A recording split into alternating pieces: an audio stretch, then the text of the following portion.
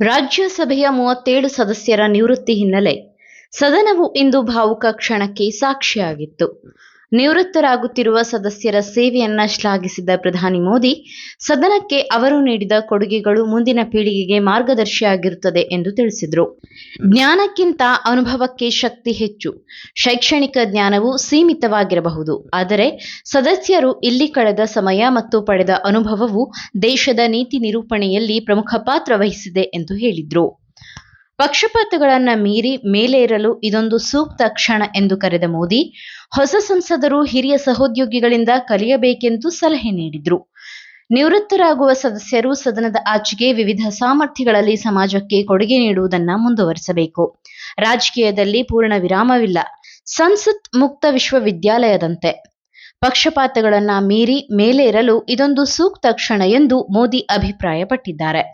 ಇನ್ನು ರಾಜ್ಯಸಭೆಯು ಹಿರಿಯರ ಸದನವಾಗಿದ್ದು, ಇಲ್ಲಿನ ಚರ್ಚೆಗಳು ಗುಣಮಟ್ಟದಿಂದ ಕೂಡಿರಬೇಕು. ನಿವೃತ್ತ ಸದಸ್ಯರು ತಮ್ಮ ಕ್ಷೇತ್ರಗಳಲ್ಲಿ ಈ ಅನುಭವವನ್ನ ಜನರಿಗೆ ತಲುಪಿಸಬೇಕು ಎಂದು ಮೋದಿ ಹೇಳಿದರು. ರಾಜಕೀಯ ಭಿನ್ನಾಭಿಪ್ರಾಯಗಳ ನಡುವೆಯೂ ದೇಶದ ಹಿತದೃಷ್ಟಿಯಿಂದ ಸದಸ್ಯರು ಒಟ್ಟಾಗಿ ಕೆಲಸ ಮಾಡಿದ್ದನ್ನ ಪ್ರಧಾನಿ ನೆನಪು ಮಾಡಿಕೊಂಡರು. ಇನ್ನು ಈ ಸಭೆಯಲ್ಲಿ ನಿವೃತ್ತರಾಗುತ್ತಿರುವ ಸದಸ್ಯರಲ್ಲಿ ವಿವಿಧ ಪಕ್ಷಗಳ ಪ್ರಮುಖ ನಾಯಕರು ಸೇರಿದ್ದಾರೆ. ನಿವೃತ್ತ ಸದಸ್ಯರಿಗೆ ನೆನಪಿನ ಸ್ಮರಣಿಕೆಗಳನ್ನು ನೀಡಿ ಗೌರವಿಸಲಾಯಿತು.